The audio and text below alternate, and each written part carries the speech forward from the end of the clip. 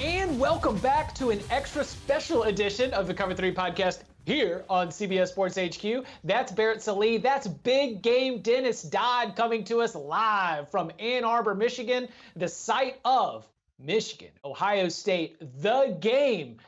Taking place Saturday, and we want to spend some time diving into this game. And before we get out of here, we'll get picks and predictions from all of us. Dennis, I want to start with you because that set the scene for us around this game, and especially, when we think about the rivalry, where does it rank for you in terms of the landscape of great college football rivalries? Yeah, that's a good point. This reminds me of the 2002 game where Ohio State beat Michigan to get into the BCS and eventually win the national championship. We got gassed that day because they rushed the field. Not only did they rush the field, the ushers were helping fans out of the Ohio Stadium stand so they could rush the field, and they took down the goalpost even though it was oiled that day.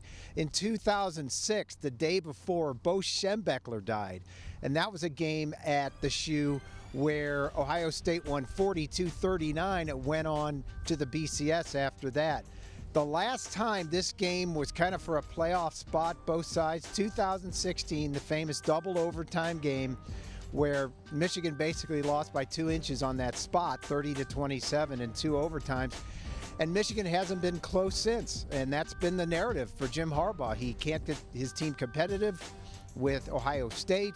They've lost by an average of, 3 touchdowns in this 8-game losing streak. Not all him. He's 0 for 5. They didn't play last year. But 8 straight losses for Michigan, 15 out of 16, and they are jonesing, if that is a word that I can use today, to finally beat Ohio State. And I would say that Michigan is best equipped to do that since that 2016 game. They haven't been close since then. And something's changed in this game. I used the word die came up with this game twice. In the preseason in July at the Big Ten Media Days, Jim Harbaugh said, "We are going to beat Ohio State or, quote, die trying."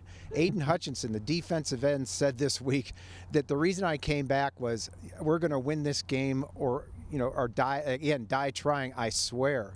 So when the word die comes up with a college football game, you kind of know it's important. Yeah, there's no doubt it's important. It's huge for Jim Harbaugh, obviously, because like Dennis said, best chance since 2016. He restructured his contract in the offseason, specifically because he could not win this game. That's what got the boosters and the decision makers so frustrated with him. And then you look at Michigan's offense. It's well-rounded. It's complete. I don't know how explosive it is. We haven't really seen Michigan have to crank it up to get to 40, 45, 50 points. They might have to against Ohio State, but the combination of Cade McNamara, a solid running game led by Hassan Haskins, it's a really complete team, the most complete team I think they've had really in the Jim Harbaugh era. So it's an enormous game. And in terms of the rivalry, look, when you talk about the Iron Bowl, Army-Navy, Red River Shootout, Georgia-Florida, whatever, like they're all the same in terms of the passion within those fan bases. I will say nationally, this is sort of comparable, a diet version of Auburn versus Alabama in the Iron Bowl, because a lot of times that game has a big say in not only who wins the SEC championship, but also makes the college football playoff, or in previous years, the BCS. So right now, I'd say Auburn versus Alabama is bigger than Ohio State, Michigan, really by virtue of the fact that Michigan's never in the college football playoff discussion on a consistent basis. Man said diet version of the Iron Bowl. I love it, Barrett. There we go. So Barrett, I'm going to put this back to you because Jim Harbaugh, as we see the pressure that was going into this season and as we see the team that's taken place, have you been impressed or what is your analysis of this Michigan team this year? And do you think that it's a different group, a group that is capable of being able to avoid some of the shortcomings that other Wolverines teams have had in this rivalry? I don't think it is in terms of what the game is going to evolve into, right? Ohio State plays its brand of football, and that shootout mentality has really become prevalent over the last month and a half. And so, again, Michigan hasn't really had to deal with that.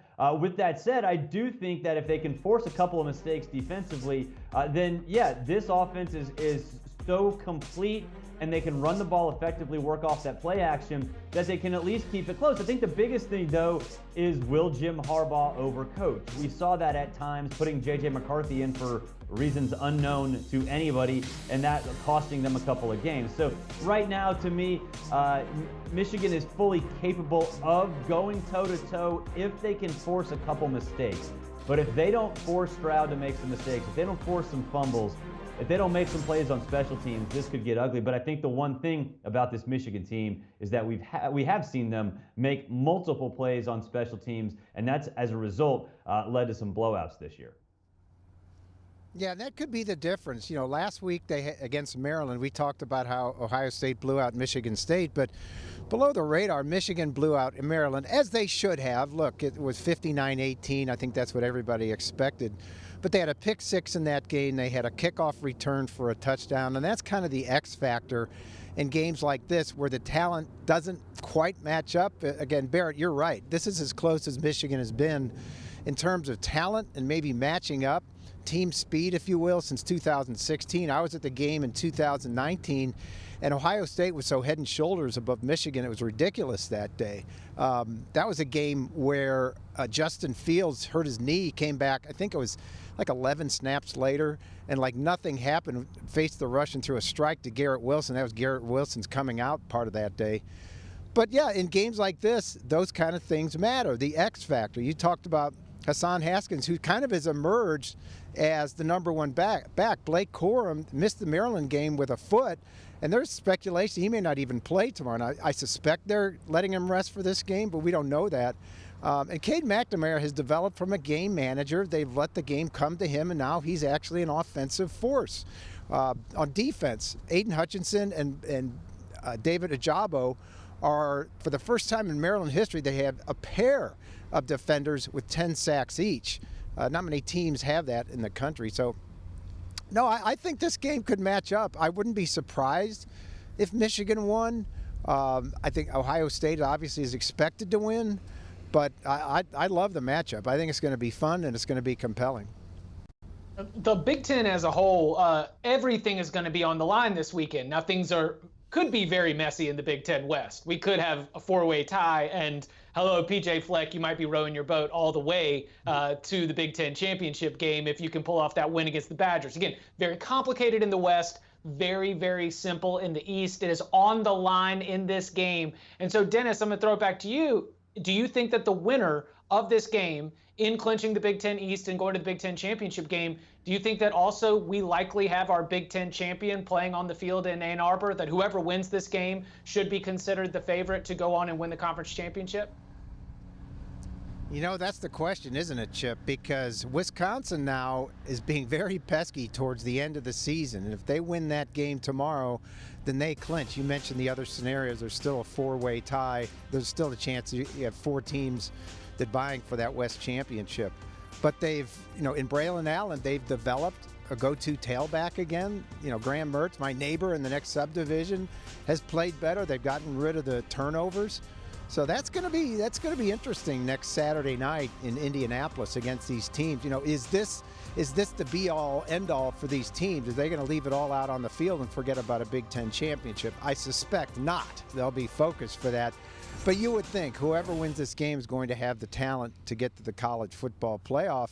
If not, guess what? The Big Ten is taken out of the playoff picture, and Cincinnati, if it wins, is almost grandfathered in.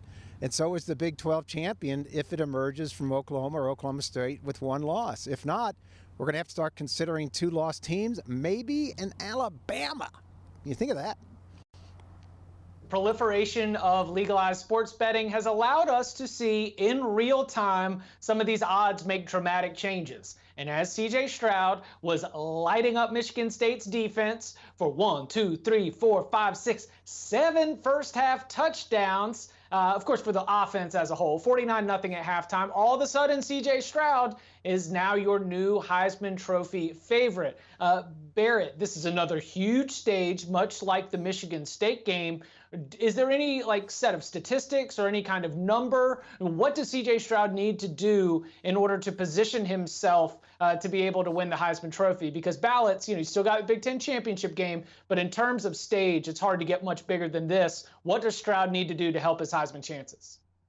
Yeah, just not make mistakes at this point, because I think right now it is Bryce Young and it is CJ Stroud. Matt Corral was awesome yesterday, but it really is these two quarterbacks. So as long as he doesn't make mistakes, do what he generally does, throw for 3 bills and have 3 touchdowns, maybe 4th on the ground, that'll be enough to get him to the finish line. The problem is what happens with Bryce Young. Does Bryce Young make up the ground? And I think the biggest thing for Alabama and for Bryce Young is that they got to beat Georgia. And I think it is really simple. If Alabama beats Georgia and Bryce Young's the quarterback of that Crimson Tide team, he wins the Heisman. If they lose, then CJ Stroud's going to win the Heisman, because both of these dudes are going to have very comparable statistics, both through the air and on the ground. So to me, if Alabama can lead an upset with Bryce Young, that's the only chance you have to really shock the college football world if you're one of either of these two quarterbacks. So Stroud's in the front. I get that. And I think a lot of that has to do with the fact that people are expecting Alabama to suffer one more loss. All right, time to make some picks. Time to finally lay out our best bets for this game. Ohio State an 8-point favorite, over under around 64.5. Dennis, what is your official pick for this game? I like Ohio State, but I don't like them by much. Only 11. There's 7.5, 8-point favorites in this game. I like something like 38-27, so they do cover, but because they haven't been stopped all year. They're gonna go for 45 points on average. I think they're gonna get at least 35 tomorrow. The only team that's held them down basically is Oregon in week 2, and they're gonna get their numbers, not as much as they do particularly. And I think there's a little chip on the shoulder number here. Think about this. I don't know if you guys noticed this week, but the Biletnikoff Award had its 3 finalists. Jamison Williams was on there, David Bell from Purdue, and the kid from Pittsburgh was on there. No Ohio State receiver was among the 3 best receivers in the country. Now that speaks maybe to the way CJ Stroud gets the ball around to all 3 receivers, but I gotta think Chris Olave or Garrett Wilson deserve to be among the finalists for the Biletnikoff. I think there's a little chip on the shoulder tomorrow with CJ Stroud and his receivers. Too many chefs in that wide receiver room kitchen. That's all there is to it. How about Jamison Williams being a finalist? He was the 4th best receiver on Ohio State last year. That's how good these guys are. So to me, I think Ohio State, I'll lay the points. I think it gets sideways in the second half just because this styles make fights, right? And in this particular instance, Ohio State does what great teams in college football have to do, and that's get those big plays, move the ball up and down the field.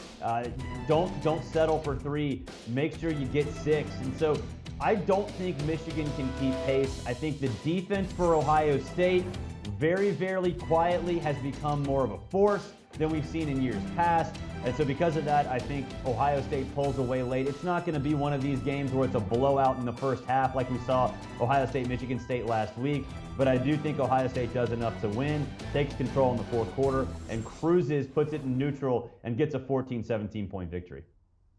My best bet here is on the under. I think that Ohio State in the red zone could end up settling for a lot of field goals. It'll move the ball well, but once you get into scoring position, Michigan has a great defensive front that could cause some real problems in some of those 2nd and 3rd and goal type opportunities. Remember, Ohio State didn't sniff the red zone against Michigan State. They just threw in their haymakers from outside the red zone. I think the Wolverines also, the time of possession is not a statistic that I associate with winning football, but when you're playing keep away from CJ Stroud, it can be a source of winning football for Michigan. And so I do think that the Wolverines, with their ground attack, with their ability to dominate in the trenches, are able to keep scoring down. The spread seems just about right. I do think Ohio State wins. I don't think that there's going to be enough points in this game for it to be a total blowout. And so I do expect in Ann Arbor, this thing has got a real Big Ten type score in the 20s, and we end up going under the total.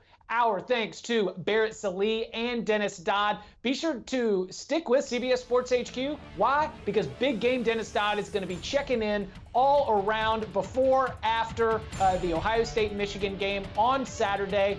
Thank you, Dennis, Barrett Sallee as well, keeping you locked in on everything in college football on CBS Sports HQ. And the Cover 3 podcast does that as well. So download and subscribe wherever you get your podcasts. Do you want a sports network that delivers everything that matters about the game? The highlights, the picks, the instant analysis, no yelling, no fake debates, no politics.